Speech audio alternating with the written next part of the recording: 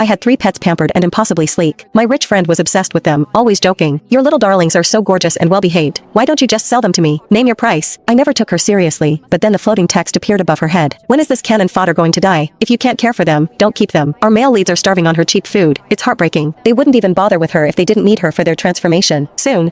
The cannon fodder has a brain tumor and no money for treatment. She's going to die any minute now. Once she's gone, the 3 male leads can go home with the female lead and start their happily ever after.